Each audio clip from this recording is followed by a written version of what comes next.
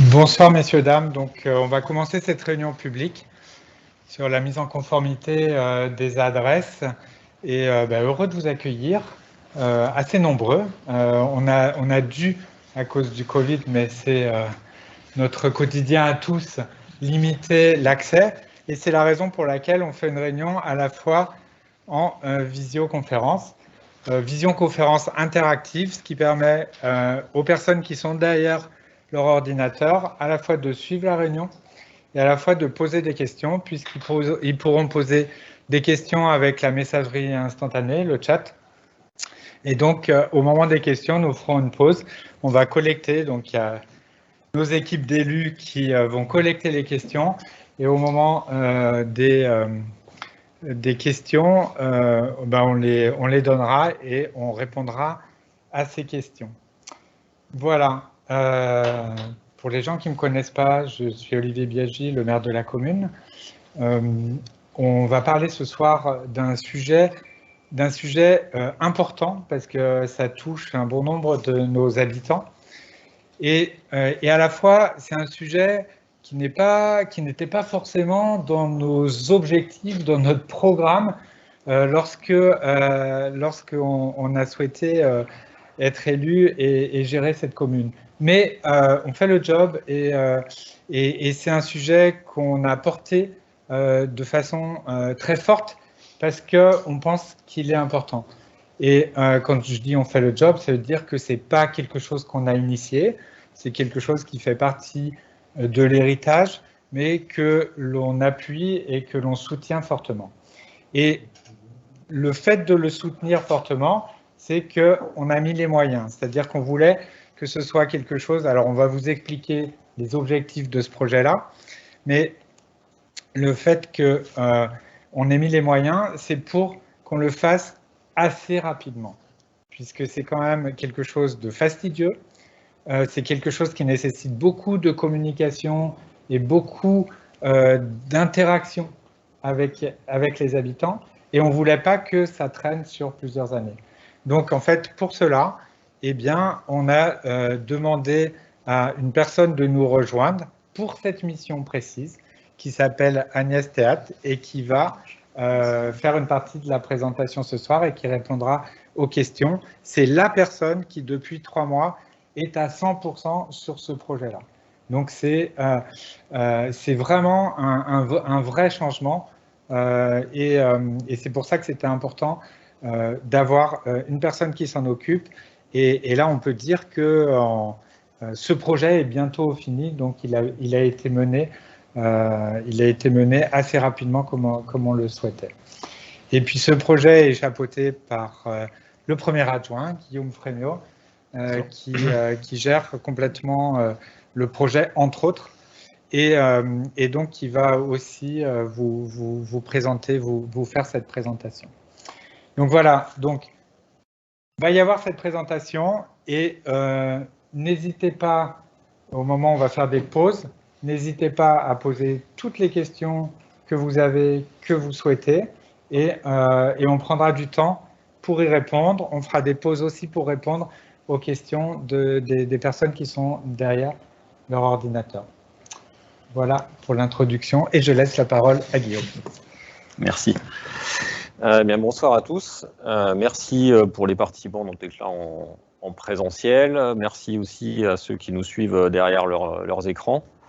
Donc on va faire, juste pour commencer cette réunion, un petit rappel sur le pourquoi de la démarche.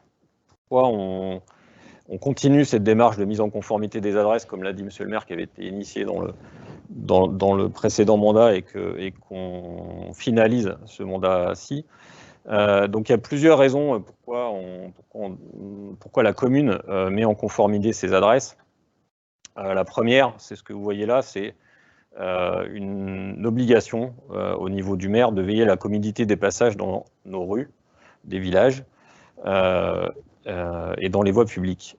Ensuite, il y a une deuxième raison qui est plus récente et qui est en lien directement avec le travail qui avait été entamé en fin de mandat précédent et qu'on continue aujourd'hui, qui est la base d'adresse nationale.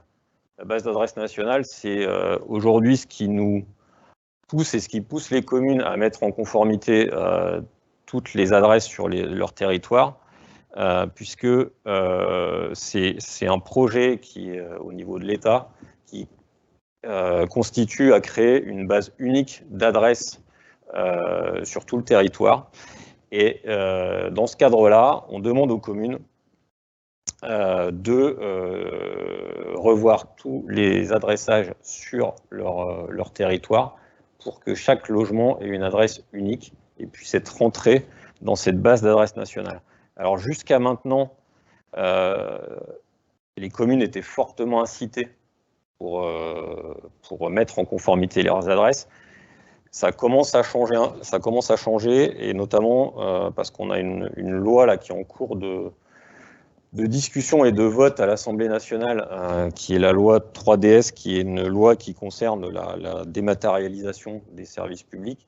Et dans cette loi, notamment, il y a un article qui est spécifique pour l'adressage, qui est l'article 52, qui va imposer finalement à toutes les communes, incessamment sous peu, une fois que la loi sera votée, de fournir toutes les adresses de ses habitants sous le format de la base d'adresse nationale. Donc finalement, tout ce qui a été entamé à la fin de l'ancien mandat et qu'on continue aujourd'hui, sur lequel on n'avait pas d'obligation à l'époque, ça devient obligatoire. Voilà, et le dernier point qui est aussi important pour la commune, c'est que finalement, cette base d'adresse nationale, elle va aussi rendre service à la commune, puisqu'on aura une seule base d'adresse qui sera certifiée au niveau de l'État, sur lequel tous les opérateurs aujourd'hui devront piocher les informations concernant chaque logement. Quand je parle des différents opérateurs, c'est la Poste, c'est les services d'énergie, c'est les services de télécommunication, c'est les GPS, c'est aussi les services de secours. Jusqu'à maintenant, quand la commune crée une nouvelle adresse, parce qu'il y avait un nouveau logement qui se crée sur la commune, il fallait qu'elle avertisse tous ses opérateurs, tous ces différents opérateurs, et ça prend beaucoup de temps. Maintenant, la commune, elle est maître de ces adresses, elle les rentre dans la base d'adresse nationale, et c'est tous les opérateurs-là vont aller piocher l'information dans cette base d'adresse nationale. Voilà, l'autre intérêt aussi, parce qu'il n'y a pas qu'un intérêt pour les communes, il y a aussi un intérêt pour les administrés, et ils sont importants. Le premier, c'est bien entendu faciliter l'accès des soins et des services à domicile pour que ça soit clair, pour que quand on ait une urgence, que les pompiers sachent nous trouver rapidement. Le deuxième point, et là c'est de plus en plus prégnant en ce moment, puisque on est en train de déployer la fibre sur tout le département du Rhône. Pour l'éligibilité à la fibre et l'accès à la fibre, les services d'Orange aussi ont besoin d'avoir des adresses uniques. Ensuite, il y a tout ce qui concerne les livraisons à domicile et les colis postaux. Alors, voilà, les livraisons à domicile avec les commandes par Internet qui ont explosé, il y en a de plus en plus sur la commune, on a de plus en plus de livreurs qui passent. Les livreurs, ils ne connaissent pas forcément les lieux. Donc là, leur permettre de trouver aussi facilement la bonne adresse pour livrer les colis, ça facilite leur travail, et ça facilite aussi pour les personnes qui ont commandé la bonne réception de leur commande. Voilà. Et ensuite, après, pour tout ce qui est gestion des réseaux, des fournisseurs de réseaux, que ce soit le gaz, l'électricité, les télécommunications, effectivement, avoir une adresse unique et normée, ça permet à ces fournisseurs aussi de s'y retrouver dans leur base de données. Voilà, donc en résumé, pour les administrés, pour les particuliers, avoir une adresse normée, ça permet à chacun de bénéficier du coup sur la commune du même niveau de service et des mêmes conditions de sécurité pour tous. Donc ça, c'est un intérêt important. Qu'est-ce qu'on appelle adresse normée? Adresse normée, c'est avoir un numéro suivi d'un nom de typologie de voie, que ce soit rue, que ce soit impasse, et d'un nom de voie. Voilà. Donc, par exemple, si on prend 32, par exemple, chemin du Mont. Voilà, ça c'est une adresse normée avec un numéro, une typologie de voie et un nom de voie. Donc la base d'adresse nationale, j'ai commencé à en parler un petit peu tout à l'heure. Donc c'est la seule base de données d'adresse qui est reconnue par l'administration. Et donc c'est cette base d'adresse nationale dont on demande aux communes d'alimenter, chaque commune doit alimenter les adresses de ses administrés dans cette base d'adresse nationale. Et cette base d'adresse nationale, ça devient le référentiel unique pour tous les opérateurs, toutes les personnes qui ont besoin de l'adresse pour faire fonctionner leur service, que ce soit les services du cadastre, que ce soit les services des impôts, que ce soit, j'en ai parlé tout à l'heure, les GPS, les services des GPS, les services des sapeurs-pompiers, sachant que cette base d'adresse nationale, toutes les données dessus sont en accès libre. Donc, toute personne peut accéder à cette base d'adresse nationale pour vérifier des adresses. Et ensuite, tout opérateur peut utiliser aussi ces adresses. Mais seule la commune peut certifier les adresses dans la base d'adresse nationale. Aucun autre opérateur n'a le droit de rentrer une adresse dans cette base d'adresse nationale. Elle ne sera pas certifiée. Voilà, c'est la commune qui a la main mise sur la création de ces adresses.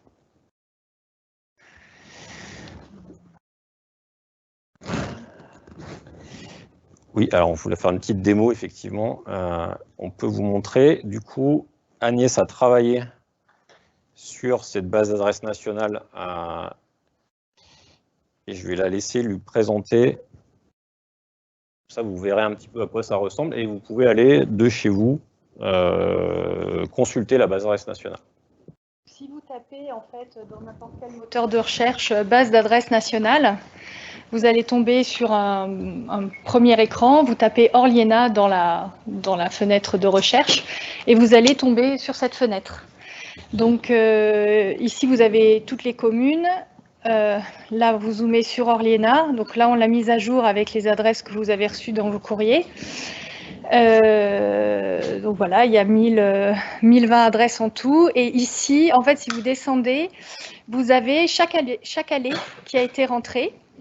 Donc soit vous zoomez et puis vous allez regarder les informations sur un point, soit vous recherchez une adresse et vous allez noter dans cette barre ici le nom de la voie qui vous intéresse.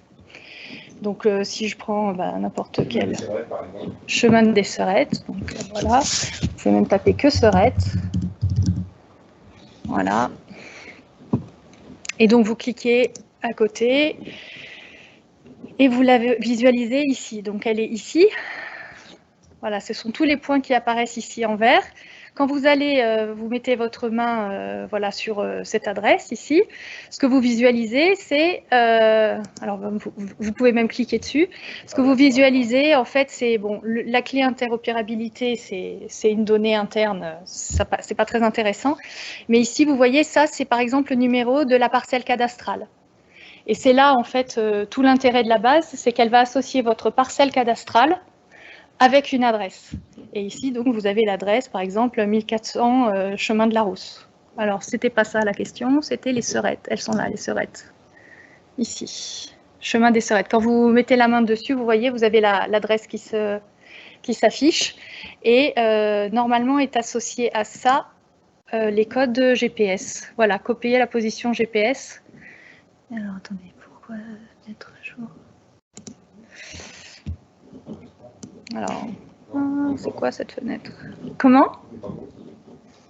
Vous allez voir que le chemin de Serettes et s'arrête, il est coupé par le chemin de la Rousse. Elle est là. Alors là, c'est le début côté 7 chemins. Et vous continuez ici, sur le chemin des Serettes, avec cette maison ici et la maison derrière. Voilà. Et la maison qui est là d'ailleurs. Parce que vous voyez le numéro ici, vous voyez qui s'affiche. Voilà. Mais normalement, alors là, vous pouvez copier les données GPS et on devait les voir, les adresses GPS. Bon, je sais pas où c'est. Et là, vous voyez le statut, en fait, certifié, ça veut dire que ça a été validé par la commune. Si vous voyez que votre adresse est en gris ou en orange, c'est que ça n'a pas été certifié. En fait, vous pouvez aller vérifier dès maintenant, en fait, que l'adresse qui a été rentrée est la bonne adresse par rapport à votre parcelle. Si je reviens en arrière. Et normalement... Et ben normalement, tac. Et vous pouvez aussi le visualiser en photo satellite. Voilà. Donc ça veut dire que si on va avoir un changement d'adresse, les certifications en cours. Là pour l'instant, on les a rentrées en fait, certifiées déjà. Même si le changement n'est pas encore fait. Le temps que les choses de toute façon se mettent à jour, après ça permet d'anticiper un peu les mises à jour dans les différents systèmes. C'est-à-dire qu'il y a déjà la nouvelle adresse dans la base, oui. Et si elle n'est pas bonne? Eh ben, on pourra toujours la changer. Après, normalement, elle est censée être bonne, mais si jamais il y a eu une erreur, après, on peut, voilà, on revient dessus. Ça veut dire que pour tous les établissements, style des impôts, etc., il y a déjà la nouvelle adresse dans la base, l'adresse nationale. Oui.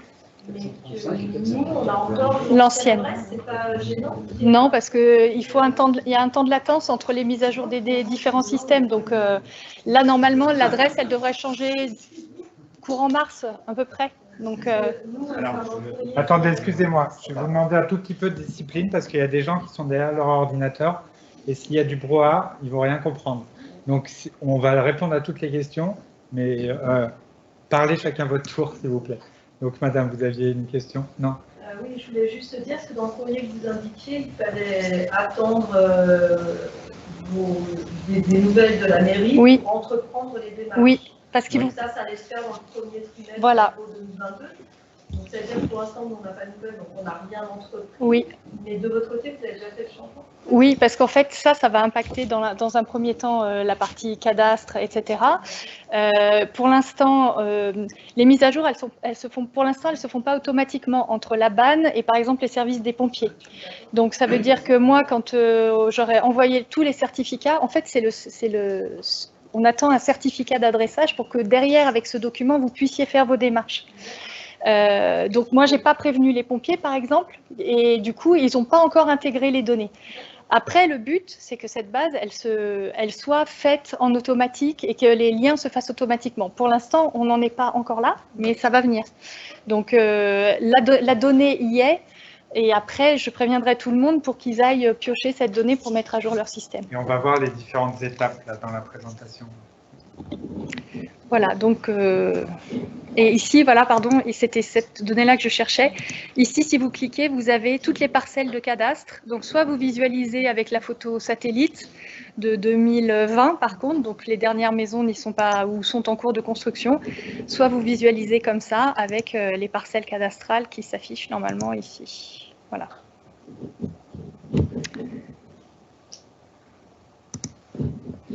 Oups. Donc après, c'est là.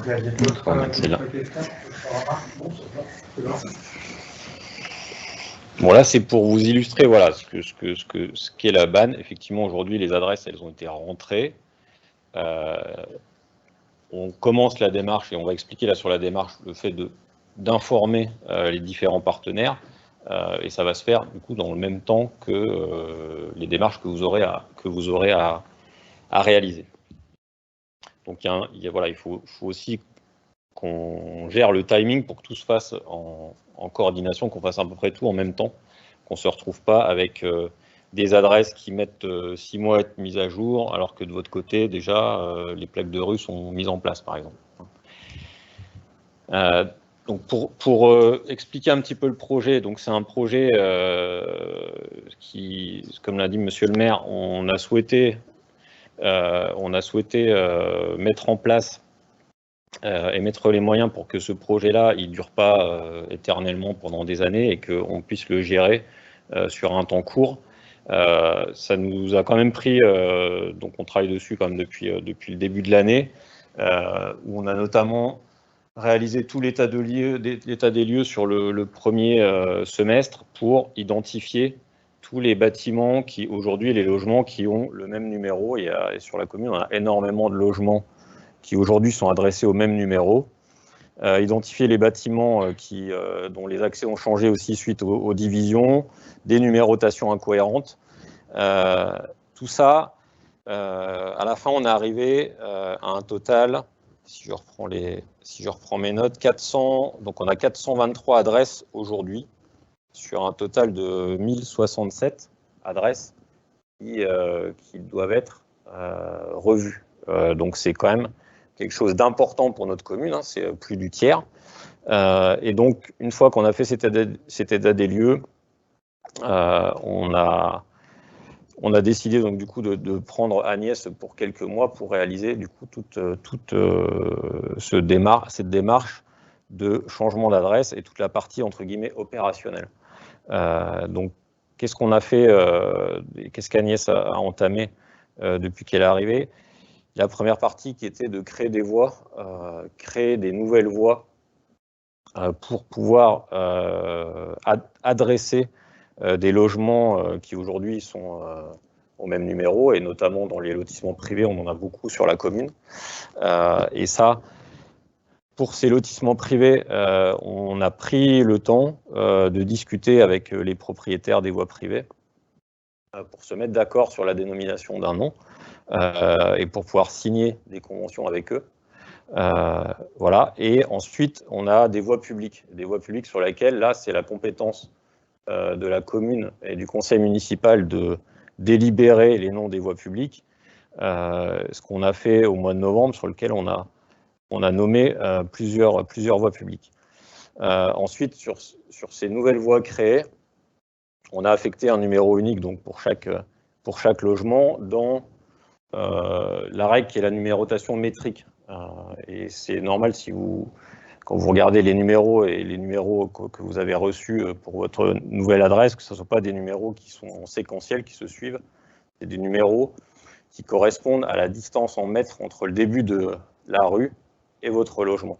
Ça a plusieurs avantages. C'est que cette codification-là, elle permet aux services de secours et aux livreurs de facilement vous trouver, parce qu'ils savent que le numéro correspond à la distance en mètres à partir du début de la rue. Donc c'est assez facile pour eux d'atteindre facilement leur destination. Et en plus, après, ça facilite aussi, quand on a des divisions parcellaires, ça évite d'avoir aussi des bises des terres, etc. Ensuite, une partie d'information aux administrés. Donc là, vous avez reçu tous des courriers d'information pour vous informer de cette démarche-là, en plus des informations qu'on avait fait passer par ailleurs en début d'année sur le magazine municipal pour dire qu'on travaillait sur cette démarche. On a refait des articles sur le lien encore en cours d'année, et ensuite pour les personnes qui étaient concernées, on leur a adressé à chacun des courriers d'information pour les informer du changement d'adresse. Voilà, et cette réunion publique de ce soir aussi pour continuer dans cette démarche d'information sur ce projet-là. Voilà, en parallèle, on a toute la commande du coup de signalétique à faire, des nouveaux panneaux de nom de voie ainsi que des numéros pour les nouveaux logements, enfin les logements nouvellement adressés. Et ce que disait Agnès tout à l'heure, on a commencé du coup à transmettre l'information des nouvelles adresses aux différents partenaires, à l'hygiène notamment, à la poste, ça va se faire incessamment sous peu, à tous les fournisseurs de réseau. Ça, c'est pour leur permettre d'anticiper au maximum la prise en compte de la nouvelle adresse. Voilà. Et ensuite, viendra l'envoi des certificats d'adressage. Donc, on vous adressera, là, ça sera fin février, début mars. Et à partir de ce moment-là, quand vous recevrez les certificats d'adressage, vous pourrez commencer à faire de votre côté les démarches administratives pour changer d'adresse. Alors pourquoi on ne les envoie pas avant?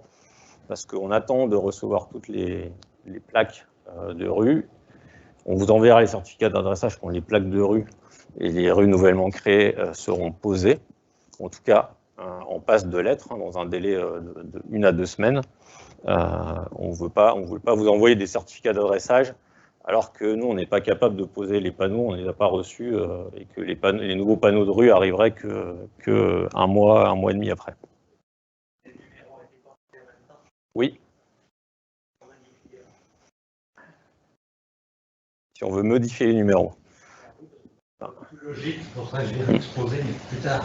Oui, bon, on regardera. Après des numéros, on en a. On parlait de signature de convention avec les propriétaires. Oui. Privés.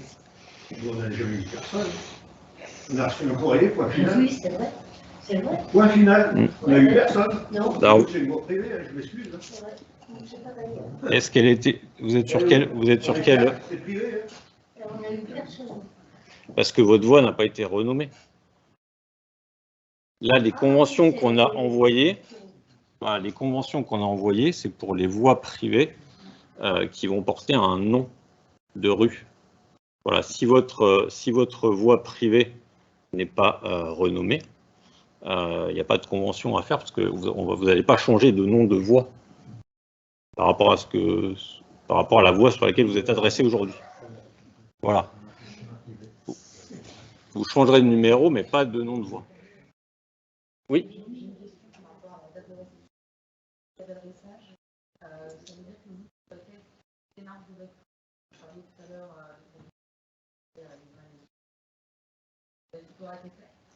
Il faut répéter la question. Alors la question c'est, à l'envoi des certificats d'adressage, est-ce que toutes les démarches que la mairie prend à sa charge, c'est-à-dire avertir les différents partenaires, les services de secours, etc., auront été faites? Alors, oui et non.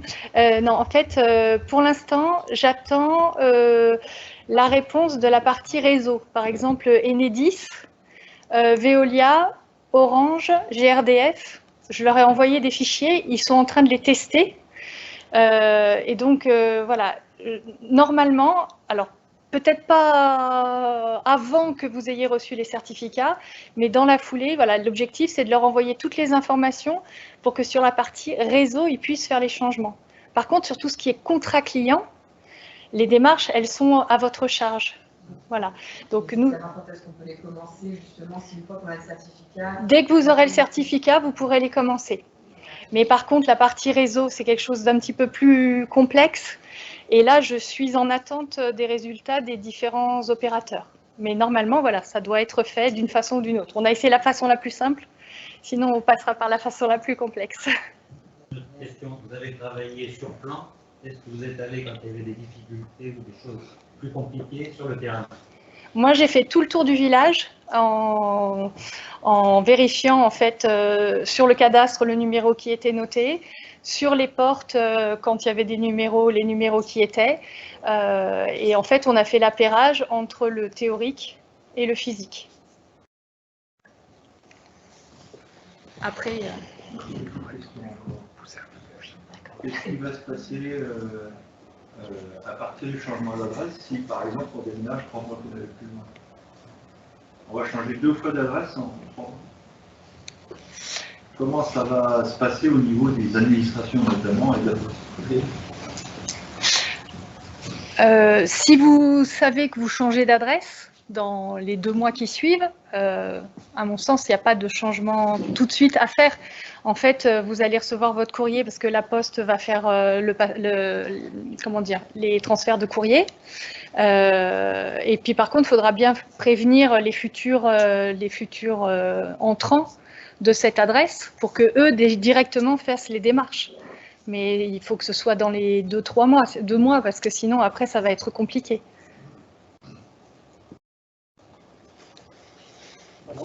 Donc, l'électricité, on n'a rien à faire. Sur la partie réseau, on va s'en charger. Sur la partie contrat client, il faut que vous vous en chargiez. En fait, avec la nationalisation, enfin, ils ont séparé en fait à chaque fois les deux, la partie réseau technique et la partie contrat client. Puisque maintenant vous pouvez avoir Enercop, Enedis, etc. par exemple pour le gaz. Mais le propriétaire du réseau, ça reste GRDF. voyez? Le propriétaire du réseau, vous le voyez en tant que particulier, vous ne le voyez pas. Ça, c'est une démarche que la commune fait parce que c'est à nous à faire le changement. La- Vis-à-vis de l'EDF et tout. Oui, la partie contrat par client. rapport à votre contrat client électricité, oui, c'est à vous. La partie réseau, ça, c'est quelque chose qui est transparent pour vous.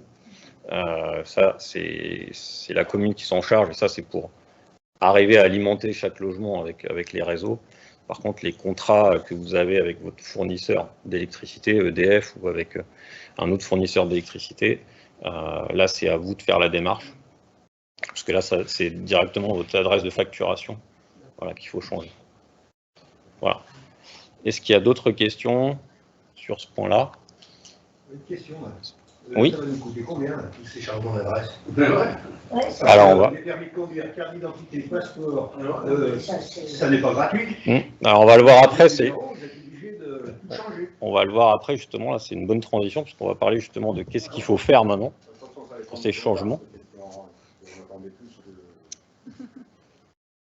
Ne vous inquiétez pas. Donc, non, mais je comprends que ça soit inquiétant, mais voilà, on va vous expliquer, justement, c'est l'objectif de cette réunion de ce soir, c'est aussi de clarifier les choses pour que ça soit, voilà, que vous voyez exactement ce qu'il y a à réaliser. Alors, on va vous expliquer, voilà. Donc, du coup, à la réception de votre certificat d'adressage, et donc c'est bien une attestation de modification administrative d'adresse. Ça, c'est important parce que c'est ça qui conditionne la gratuité des démarches.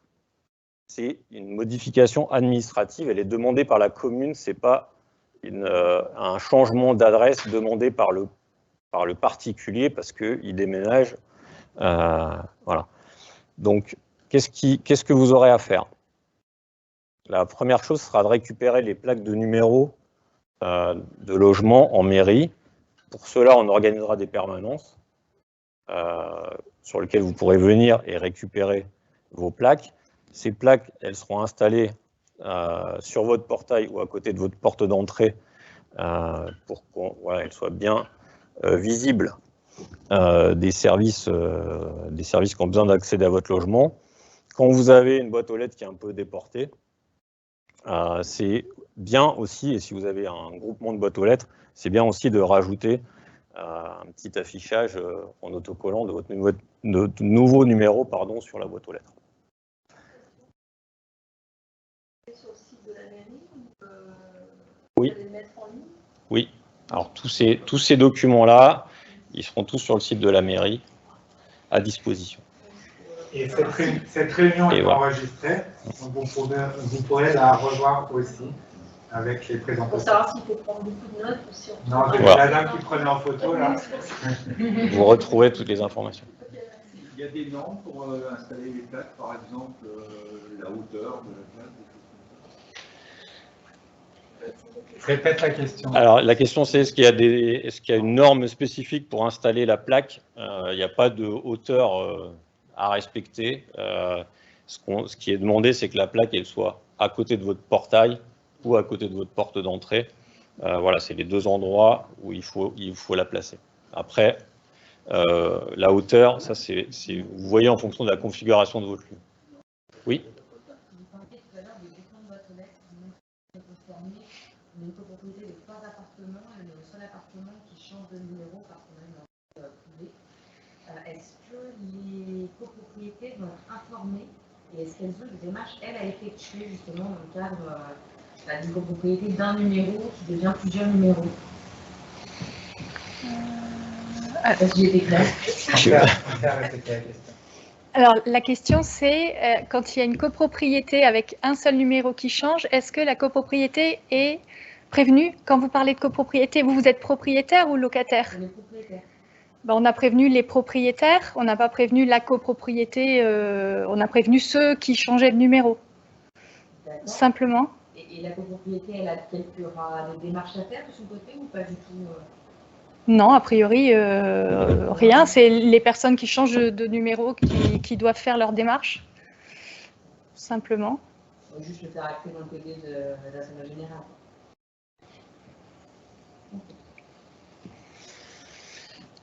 Donc ensuite, une fois que vous avez récupéré votre plaque et installé votre plaque, le document, et le seul document qu'il faut que vous mettiez à jour, c'est votre carte grise. Vos cartes grises, si vous avez plusieurs véhicules. Ça, c'est un document sur lequel l'adresse doit être à jour. Donc là, on vous expliquera tout à l'heure comment on procède en ligne pour faire cette modification. Les autres documents, que ce soit vos cartes nationales d'identité, vos passeports, votre permis de conduire, ça ne nécessite pas d'avoir une adresse à jour. Donc ces documents-là, vous n'êtes pas tenu de les modifier tout de suite.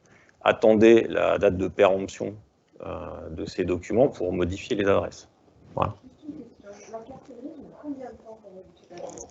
Alors la carte grise, il y a 1 mois officiellement pour modifier l'adresse. Ça se fait en ligne, on vous montrera tout à l'heure. Modification en ligne.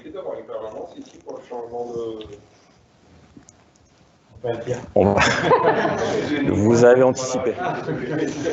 Voilà. Vous anticipez Et donc ensuite, on va voir, voilà, c'est déclarer votre nouvelle adresse auprès des différents organismes. Et là, on va vous montrer les différents organismes qu'il faut contacter.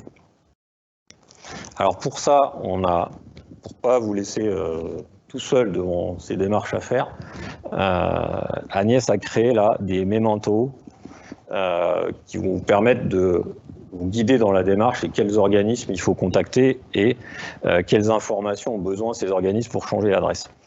Donc on a fait deux mémentos différents, un qui s'adresse pour les particuliers, l'autre pour les entreprises, pour les personnes qui ont leur siège d'entreprise à leur adresse et que cette adresse change.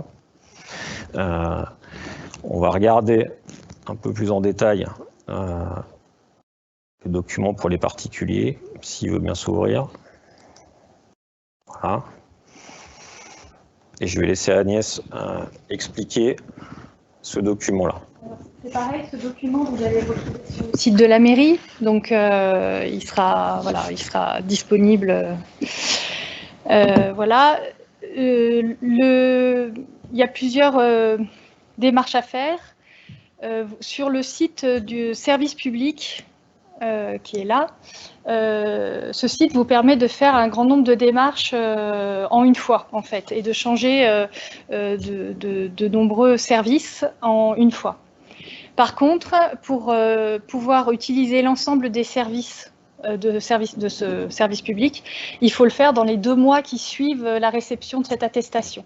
Après, en fait, au fur et à mesure, vous avez de moins en moins de possibilités et par exemple, la CAF ne sera plus accessible par ce service. Il faudra aller directement sur la CAF. Là, ça permet vraiment d'avoir toute la palette des opérateurs administratifs. Enfin, voilà. Donc, vous pouvez changer votre carte grise sur ce service public.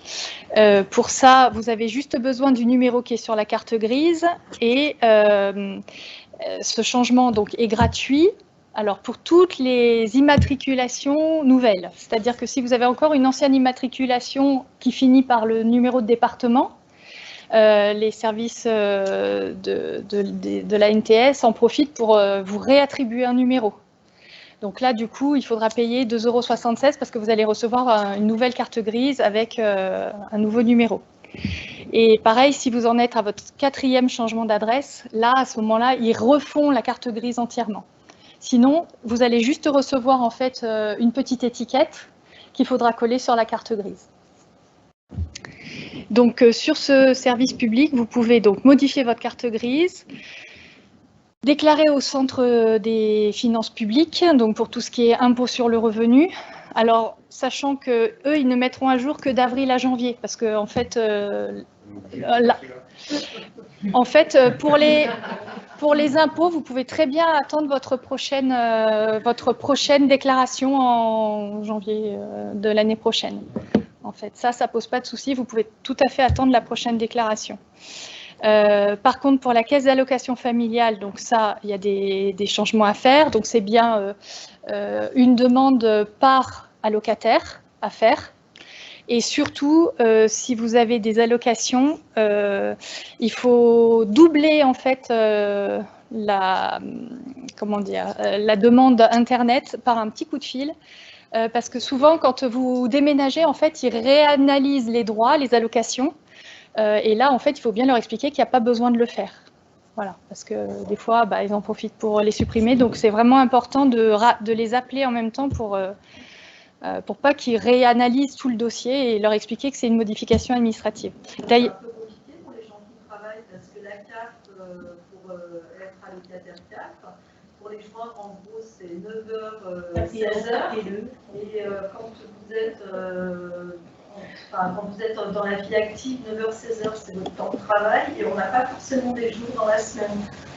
Je ne pense pas être la seule dans ce cas-là. Donc, c'est très bien quand vous faites un diapo qui est parfait, hein, c'est formidable, mais sincèrement, quand ça fait 20 ans que vous êtes au même endroit et qu'on voit toutes les démarches qu'il y a à faire, même si c'est en ligne, sincèrement, c'est un travail, ça prend beaucoup de temps. Et quand vous êtes sur votre lieu de travail, comme moi personnellement, je travaille à l'hôpital, je pense qu'en ce moment, c'est hyper tendu et que moi, je ne me vois pas tomber à la cadre de ma santé pour aller téléphoner pour mon changement d'adresse.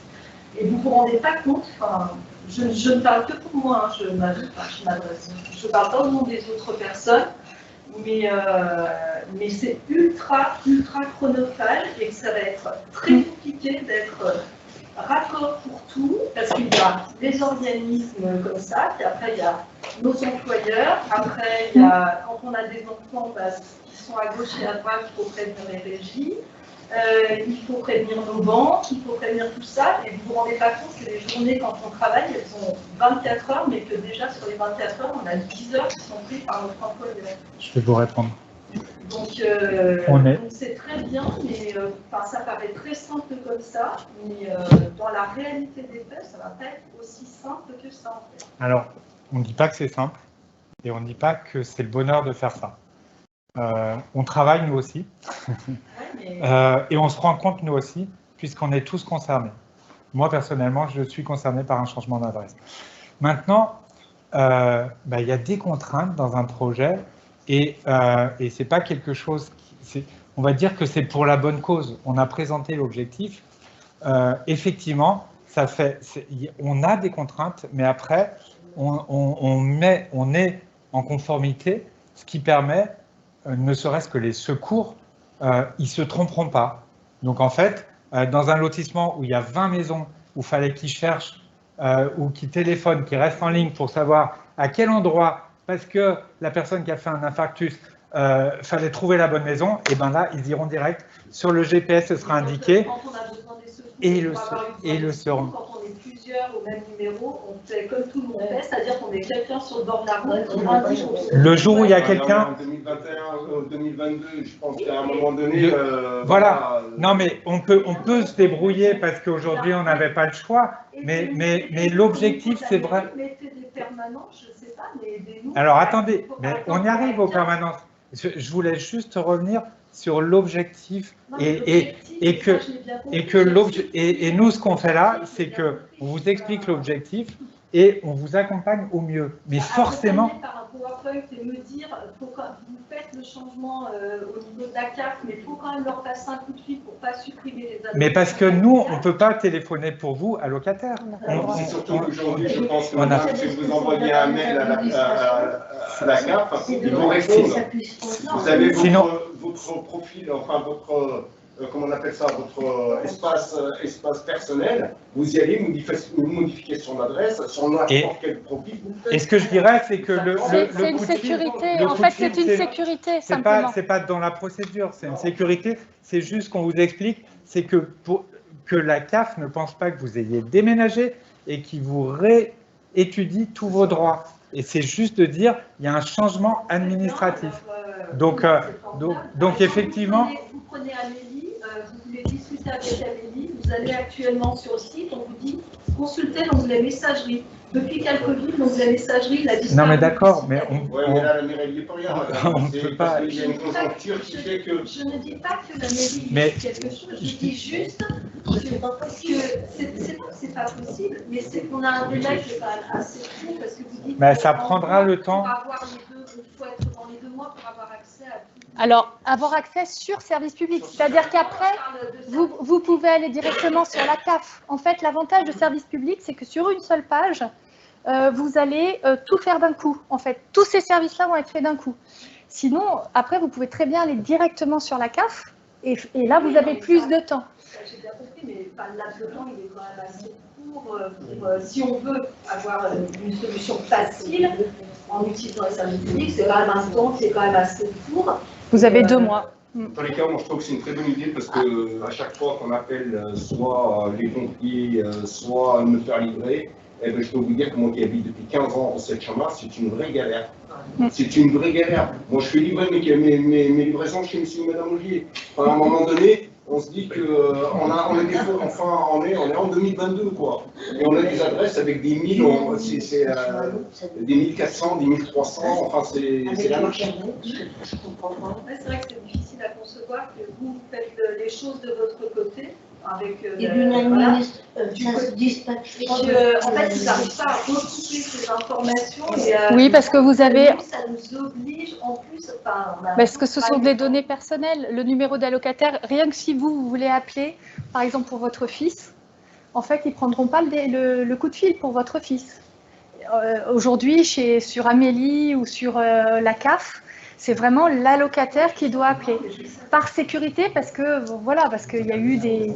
Et c'est pareil, le coup de fil, c'est une sécurité, parce que sur certains cas, moi j'ai travaillé sur Soucieux, et on m'a dit qu'il y avait, voilà, il y a des dossiers qui avaient été sucrés par ce changement. Donc c'est peut-être 1 cas sur 10, mais voilà, c'est 1 cas sur 10. Mais je vous le transmets quand même, parce que quand ça arrive, c'est pas cool, quoi. On va finir cette feuille-là, et puis après on prendra peut-être les questions des gens qui sont derrière leurs ordinateurs.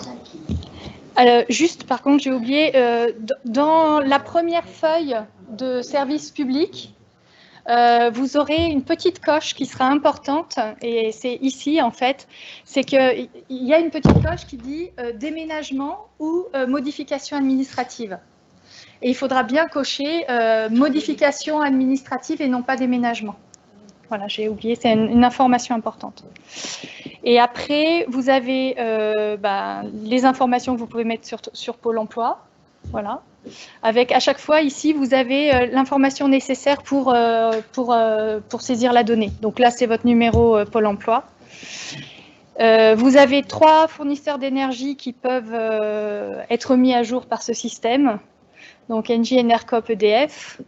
Et puis ensuite, vous avez tous les systèmes de santé et de retraite. Alors, ça semble énorme, hein, mais généralement, vous êtes à 1, maximum 2 ou 3 systèmes de retraite différents en fonction de votre carrière. Souvent, vous êtes même à un seul. Donc là, il y a en fait tout le détail pour que vous puissiez retrouver voilà, la bonne ligne de mise à jour. Pour les retraites, si on est en vie active, encore en actif, c'est l'employeur qui fait qui va s'occuper pour nos cotisations, tout ça, c'est l'employeur qui s'en occupe. Je pense que oui, c'est l'employeur. C'est l'employeur qui s'en occupe. Ouais, par contre, si vous avez changé de système, il faut quand même prévenir l'ancien pour qu'il puisse vous retrouver, quoi. Quand il vous envoie, quand vous avez travaillé sur plusieurs systèmes de retraite différents, il faudra faire quand même la modification. Et voilà. Les retraités sont obligés de prévenir toutes les caisses de retraite. Les retraités sont obligés de prévenir toutes les caisses de retraite. Oui, celles qui vous payent. Oui. On avertit à la poste en leur disant on change d'adresse. Non, ça c'est nous qui nous en chargeons. J'ai pas suivi celle-là. Donc le changement d'adresse au niveau de la poste, en fait, il est géré directement par le centre de tri. Et nous, on envoie en fait les informations au centre de tri. Vous aurez 1 an pour faire vos changements d'adresse. Et eux, pendant 1 an, ils vont faire le double adressage. Si jamais, par exemple, il y a un abonnement ou un élément qui arrive pas souvent, en fait, ça permettra quand même d'avoir le courrier. Et si on a fait des démarches, par exemple, pour nos enfants qui ne sont plus à la maison, qui sont ailleurs, mais on a signé une autorisation, vous savez, pour récupérer le courrier à leur place, etc. Donc moi je sais que j'avais été signé à Brignais. Oui. Est-ce que du coup il faut refaire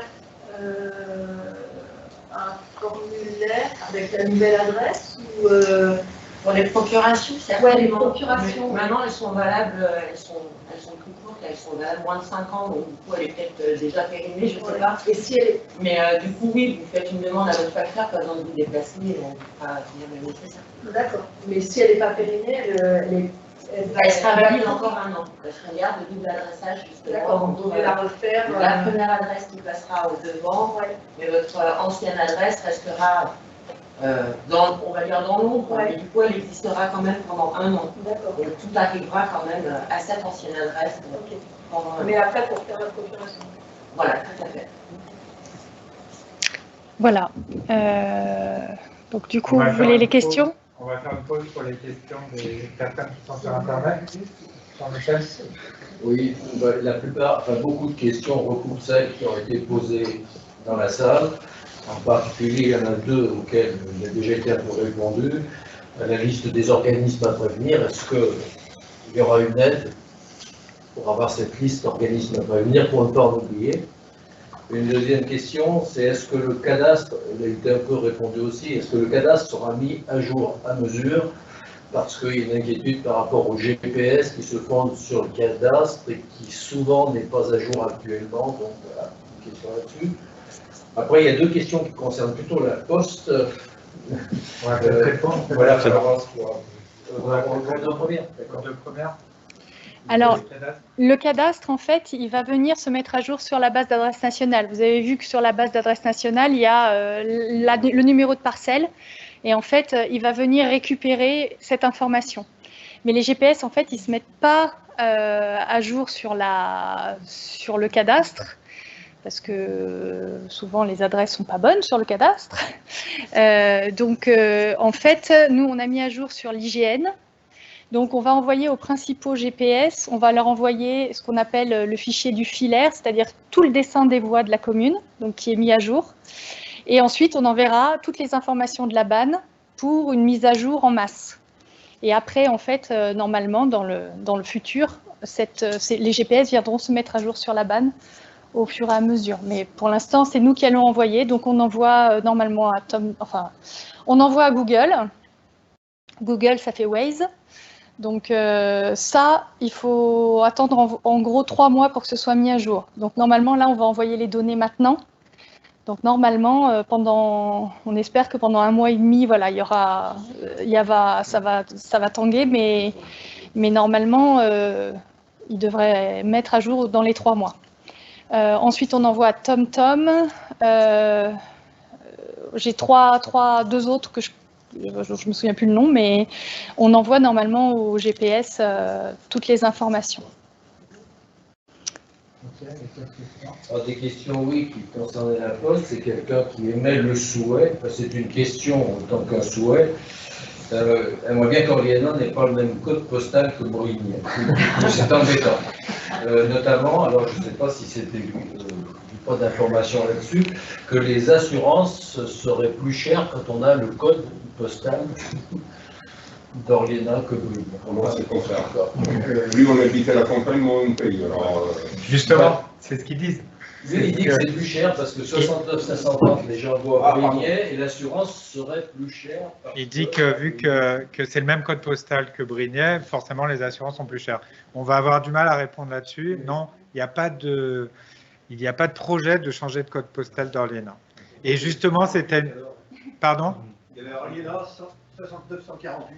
Oui, mais ça, c'est le numéro qu'on a au niveau de la DGFiPL, enfin des impôts. Et du coup, c'était une contrainte, c'était d'ailleurs une contrainte d'avoir le même code postal dans le renommage dans le nommage, des rues, puisqu'il ne fallait pas les mêmes noms de rues, non seulement à Orléans, mais aussi à Brigny.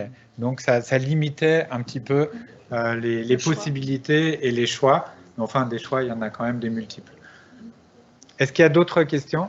L'autre question, c'est quelqu'un qui est installé depuis peu à Orléans et qui a souscrit un contrat de réexpédition depuis 1 an, donc dont l'adresse, visiblement, devrait changer et qui demande comment ça va se passer Florence? Avec la Poste. Il n'a rien à faire parce que du coup, c'est pareil, c'est nous, enfin en l'occurrence, c'est moi qui fais les changements.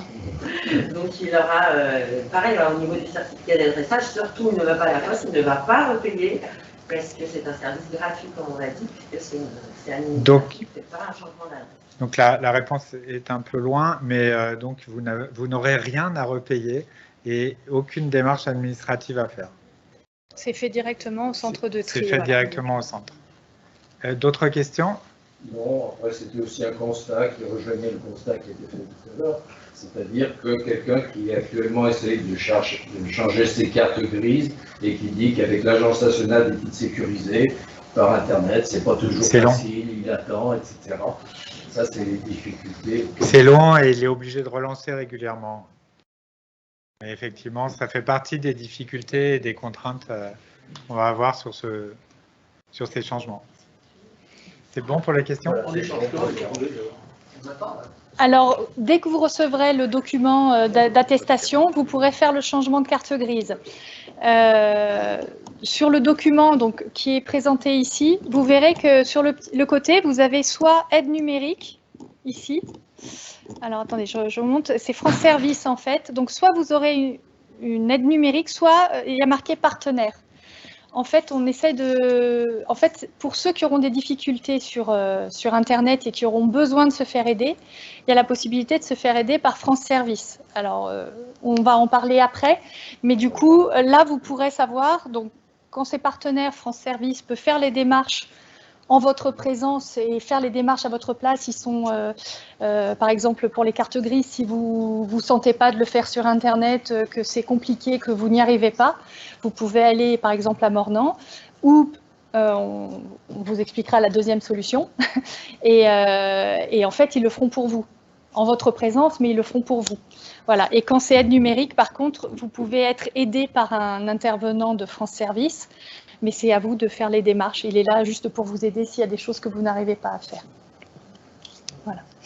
Et donc, dans la suite... Voilà. Et donc ça, c'est toute la partie sur France Service. Et après, vous avez les autres opérateurs qu'il faut faire en direct. Et puis, les établissements. Alors, je ne sais pas si certains d'entre vous ont des jeunes qui ont été recensés, mais qui n'ont pas fait encore leur journée, leur JDC. Il faudra bien prévenir le centre de je ne sais plus comment ça s'appelle d'ailleurs, enfin le centre de citoyenneté, pour que les jeunes reçoivent bien la convention. Normalement, ils ont un module sur leur téléphone, enfin, qui leur permet de recevoir directement la convocation.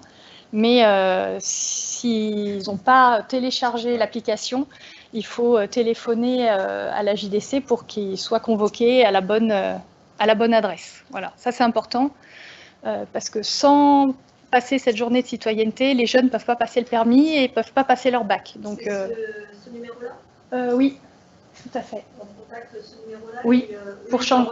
Voilà. Il faut leur fournir, pareil, il faut attendre le certificat d'adresse. Oui, oui. Voilà. Et du coup... Ouais, le dernier point, on l'a mis en dessous. La mise à jour des adresses auprès du cadastre, les services de la SPL, pour les services du périscolaire ou des centres de loisirs et les cartes électorales, tout ça. Donc ça, c'est la mairie qui s'en occupera. Voilà. Pour continuer sur les mémentos, donc pour les entreprises, on a créé le même type de support. Ces mémentos-là, alors vous les retrouvez sur le site internet, mais pour les personnes qui ne peuvent pas les imprimer, on les mettra à disposition aussi lors de la permanence où on donnera les numéros de vos plaques. Voilà, vous pourrez les avoir à ce moment-là aussi. Pour les entreprises, donc c'est pareil, on a fait un petit guide le plus pédagogique possible. Après, tout dépend du type de structure et de l'organisme auquel l'entreprise est rattachée. Si c'est des entreprises qui sont des entreprises morales ou des entreprises physiques, il y a différents formulaires à remplir. Je vais pas rentrer on va pas rentrer là dans le détail du document là. On a mis un maximum d'informations sur ce document avec les contacts de chaque organisme à contacter en cas de difficulté. Ce qu'il faut savoir, c'est que aussi pour ces entreprises, les formalités sont gratuites parce que c'est des modifications administratives d'adresse. Voilà. Pour les associations, on a mis un dernier point sur les associations. Si vous avez une association qui est aujourd'hui, dont le siège est à votre adresse et que l'adresse change, là, il n'y a pas d'urgence. À la prochaine AG, vous pourrez faire la modification de votre adresse. Voilà. Alors, les accompagnements, donc vous parliez tout à l'heure d'accompagnement. Donc, on a l'espace France Service, qui est un espace qui est situé à la Copamo, qui est là pour vous aider dans les démarches numériques. Donc, pour les personnes qui sont, comme disait Agnès, qui ne sont pas familières d'Internet ou qui n'ont pas accès à Internet, on a l'espace France Service qui est joignable sur rendez-vous et on organisera à la mairie, on va faire venir France Service ici à Orliena au mois de mars. On va organiser des permanences pour que les personnes qui ont des difficultés puissent faire ces démarches ici au plus près de chez elles. Donc on aura deux types de personnes, et c'est ce que Agnès présentait tout à l'heure. Un conseiller numérique qui, lui, est là pour aider la personne à faire les démarches, mais c'est quand même la personne qui doit rentrer les informations sur l'ordinateur et le conseiller numérique l'aide à le faire. Et j'ai oublié son nom. Le conseiller numérique et la médiatrice. La médiatrice, voilà, pardon. La médiatrice qui, elle, peut réaliser les démarches directement à votre place. Elle est mandatée pour ça, elle a l'autorisation de le faire. Alors, vous êtes bien sûr à ses côtés. Et là, c'est pour tous les services, notamment la CAF, les cartes grises, etc. Ce qu'on a mis dans le document sur la colonne de droite, là où c'était écrit médiatrice. Voilà, donc on vous communiquera ces dates de permanence dans le courrier qui accompagnera votre certificat d'adressage. On communiquera aussi les dates de permanence pour retirer les plaques. Toutes ces informations-là, vous les aurez à disposition sur le site internet. On les tient à votre disposition si vous n'avez pas de quoi consulter internet ou imprimer. On les tient à disposition en mairie, sur format papier. On sait très bien que c'est quelque chose qui est contraignant pour les administrés, toutes ces démarches. On en a bien conscience. On essaye de vous apporter en tout cas le maximum de services, tant dans l'information que dans justement ces accompagnements. Voilà, on est à votre disposition, à votre écoute, s'il y a des difficultés ou besoin d'aide. Voilà. Alors on mettra ce document-là à disposition au moment où on enverra les certificats d'adressage. Alors demain, ça va être un peu juste. La vidéo, on va la mettre en ligne, je pense, fin de semaine ou début de semaine prochaine. Voilà. Après, le support de présentation, on va pouvoir le mettre en ligne aussi rapidement au début de semaine prochaine. Et les deux mémentos, là, on va pouvoir aussi les mettre en ligne rapidement. Même si vous n'aurez pas à vous en servir tout de suite, mais on peut les mettre en ligne rapidement. Voilà. Alors pour les plaques, on mettra dans le courrier qu'on vous enverra avec le certificat d'adressage les dates de permanence. Voilà.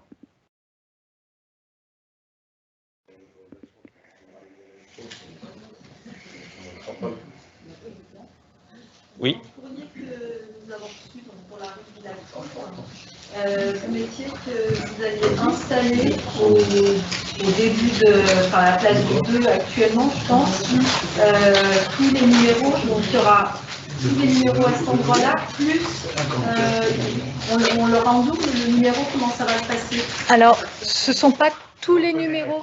Oui. En début d'impasse, en fait, sur certaines, pour les voies qui n'ont pas été renommées, on va mettre, la question c'est, est-ce qu'il y aura tous les numéros en début d'impasse et sur les maisons? Non, en fait, en début d'impasse, on va mettre simplement un panneau indicateur qui sera un peu comme ce qu'il y avait sur le plan. Ça sera par exemple du 2 au 12 ou 14 dans votre cas. Et ça sera simplement voilà, pour dire que du 12 au 14, il faut tourner avec une flèche, c'est ici. Et après, nous, à chaque maison, il y aura le numéro de votre... Voilà, tout à fait. Et c'est vous qui vous chargez d'installer celui à l'entrée de l'allée? Oui, celui à l'entrée de l'allée, il est installé par les services techniques au même titre que les panneaux de nom de voie. Par contre, les plaques de maison, il faut que ce soit vous qui les installiez. Et donc, les numéros, c'est par logement? Ça ne peut pas être pour une maison? Alors, certaines maisons, en fait, ont plusieurs portes d'entrée avec des logements différents. En fonction. Donc, dans ces cas-là, il faut pouvoir aussi identifier, quand il y a plusieurs appartements dans une même maison, il faut pouvoir identifier dans quel appartement on doit intervenir. Donc là, on a mis des lettres. Ça fait 2, mais peut-être après, ça ferait bien.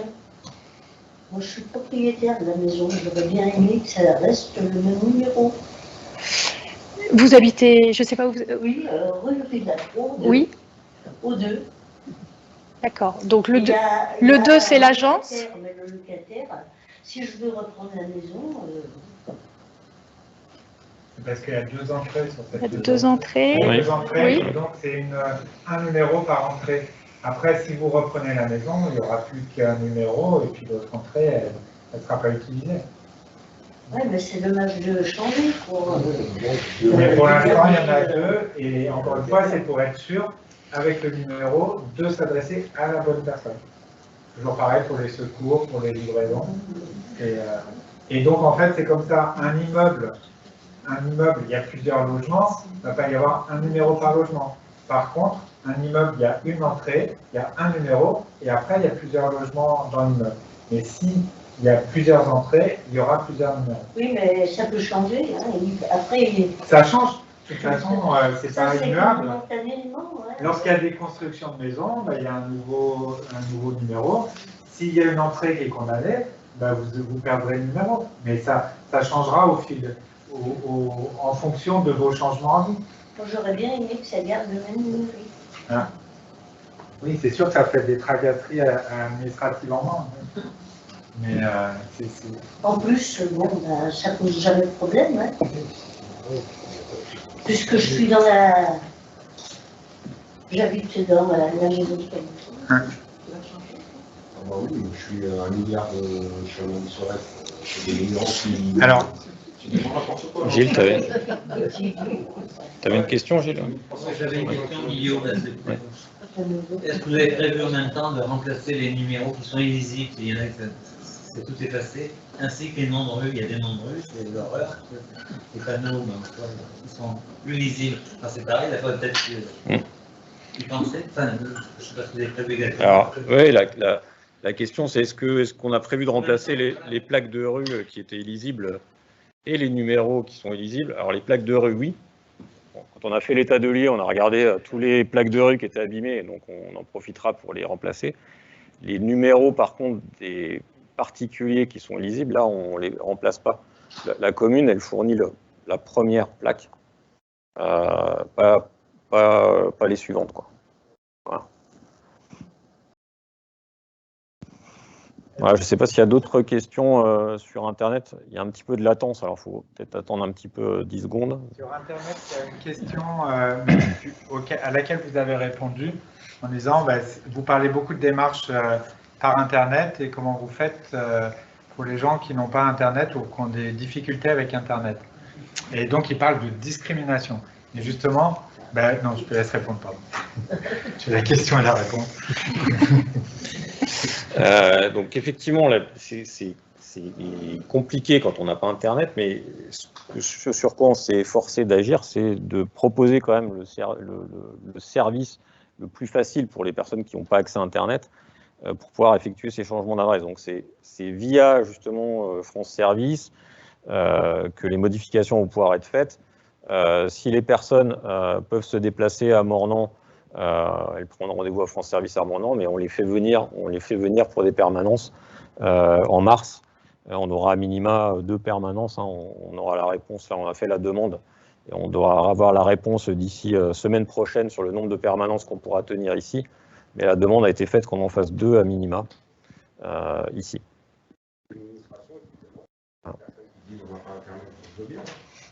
Mais vous prenez l'attestation de la mairie de changement d'adresse administrative, ils font un courrier via la poste et ils l'envoient et ça fonctionne aussi. Je crois qu'il faut arrêter de trouver des difficultés là où il n'y en a pas. Hein. Non, on répond aux questions là. On répond aux questions. Je rebondis juste sur ce que dit monsieur. Est-ce que vous ne pourriez pas, pour les changements qu'on ne peut pas faire par Internet, parce que ça ne sera pas forcément par là, est-ce qu'il n'y a pas un courrier type qu'on pourrait avoir, parce que vous n'êtes pas les seuls, je pense qu'il y a plein de communes avant nous qui ont eu cette problématique-là.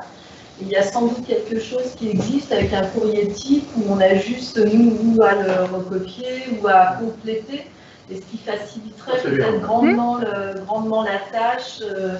Et si on pouvait avoir ce courrier en ligne en même temps que vous allez nous envoyer l'adressage, vous nous donnez ne serait-ce qu'un modèle et puis après on se débrouille. Oui, tout à fait. On va vous le proposer. Ce serait peut-être pas mal pour les choses qu'on ne peut pas faire sur Internet. Merci.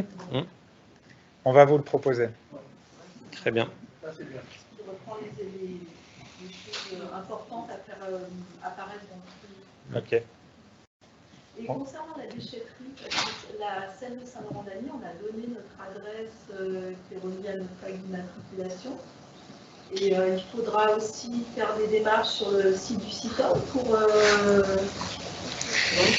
Oui, mais comme c'est... Non, ça va pas... Il n'y a pas d'info à... Alors, il y a peut-être un cas dans le cadre de changement d'immatriculation. J'ai compris que pour les anciennes qui ont encore le numéro du département, donc si... Oui, mais parce que en fait, si c'est le cas, vous allez avoir un nouveau numéro. Donc en fait, il faudra renvoyer la nouvelle attestation parce qu'ils doivent changer le numéro de la plaque. Comme si vous aviez changé de voiture. Voilà. Vous avez le document de la mairie. Le papier que vous allez nous fournir, là, ça servira de quittance. Oui, c'est ça. Ce papier-là, c'est un papier officiel qu'il faut garder. Même après, si jamais vous revendez votre maison et que vous vous retrouvez avec un souci sur le cadastre ou quoi que ce soit, gardez bien ce document, il fait foi de votre adresse. Voilà. Et si jamais vous le perdez, vous pouvez à tout moment le demander au service de la mairie. C'est un document important à garder. J'ai une dernière question, il n'y aura pas de rupture, par exemple, d'accès Internet, de choses comme ça, comme vous faites une démarche auprès par exemple, d'Orange, et comme nous, notre adresse va changer, finalement, on n'aura pas de rupture de connexion Non, il n'y aura pas de rupture de connexion. Non, il n'y en aura pas. Pour l'instant, on a des difficultés à déployer la fibre. C'est-à-dire que ce qu'on fait par rapport aux opérateurs, c'est qu'on envoie l'adresse avant, l'adresse après. Et après, c'est eux qui font le lien pour dire c'est bien au même endroit. Quoi. Oui, mais vous savez, des fois, Ah ben, on ne peut pas te dire qu'il n'y aura pas de problème. Alors, la seule chose qui peut arriver, en fait, sur les gens qui vont avoir une nouvelle voie de créer. Une nouvelle voie de créer, c'est-à-dire, voilà, avant c'était sur la Durantière, ça passe sur un autre nom. Là, on essaye vraiment de donner toutes les informations en amont, mais on ne sait pas non plus le temps qu'eux vont prendre pour intégrer ces données-là chez eux. Ce qui peut arriver, en fait, c'est que si, par exemple, vous n'êtes pas chez Orange et que vous avez Free à notre opérateur, c'est Orange qui donne le nom des voies à Free. Et en fait, il n'aura peut-être pas la nouvelle voie tout de suite. Mais derrière, vous avez votre document, toujours, le document important, et en fait, vous transmettez ce document et Free recréera l'adresse. C'est la seule chose qui peut arriver, c'est que dans la liste déroulante, en fait, il ne trouve pas le nom de la voie. Mais sinon, ça ne perturbera pas l'alimentation de la fibre ou de l'électricité ou autre. Et si on a des soucis, on peut s'adresser à la mairie et déjà à l'opéra. Vous allez rester plus longtemps une fois que ça sera mis en place, vous restez un petit peu quand même s'il y a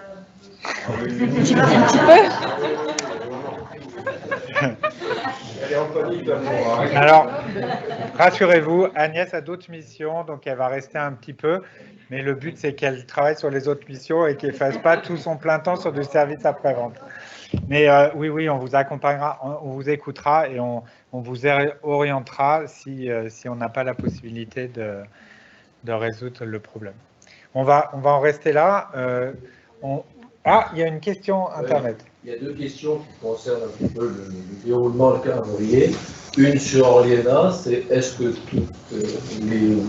toutes les conventions avec les voies privées ont été signées ou pas et où on en est. Et puis au niveau de la Copamo, est-ce qu'il y a d'autres communes qui se sont lancées dans cette démarche et où on en est sur la Copamo? Alors sur les voies privées, aujourd'hui, on a signé la majorité des conventions avec les propriétaires. Il nous reste aujourd'hui 4 voies à nommer sur Trèves de Gain. Et donc là, on est en discussion avec les associations syndicales et les riverains. Après, ça nécessite aussi que le vote en AG. Donc là, l'idée, c'est que ça puisse être fait courant du premier semestre cette année. Concernant la démarche après au niveau de la Copamo, d'adressage, aujourd'hui, elle a été réalisée sur plusieurs communes. Elle a été réalisée sur Soucieux-en-Jarret, elle a été réalisée sur Chassagny, elle est en cours sur Chabanières, et on a d'autres communes qui commencent à travailler dessus, hein, Saint-Laurent-d'Agny notamment. Voilà, au niveau de la Copamo, l'intérêt aussi, c'est que pour cette démarche-là, on a pu s'appuyer aussi sur les services de la Copamo pour construire justement quelque chose qui serve aux autres communes. Et c'est tout l'intérêt de l'intercommunalité, c'est que toute l'expérience que Agnès a eue à Soucieux pour mettre en place l'adressage, il nous bénéficie à Orliena et on le met en commun pour que les autres communes puissent aussi en bénéficier. Voilà. Je rajouterais par rapport aux communes de la Copamo, c'est que celles qu'on a citées, que ce soit Chabanières ou tu as dit Chassagny, mais maintenant ça fait partie de la commune de Beauvallon, ils ont un degré de difficulté supplémentaire puisque c'est un regroupement de 3 communes. Donc non seulement ils ont changé peut-être de numéro, peut-être de voie, mais en plus de nom de commune. ce qui est pas simple, notamment sur les doublons de nom de voie, donc c'est un sacré chantier de leur côté. Il y avait d'autres questions? J'ai une remarque par rapport au Covid, c'est quelqu'un qui demandait si la date limite pour faire tout ce travail d'adressage pourrait être repoussée. Est-ce qu'on aura un délai complémentaire à cause du Covid? C'est pas ce que l'État va nous proposer par rapport à ça, mais je suis pas sûr que ce soit le cas. En tout cas, merci beaucoup pour votre présence, merci beaucoup pour vos questions, et puis.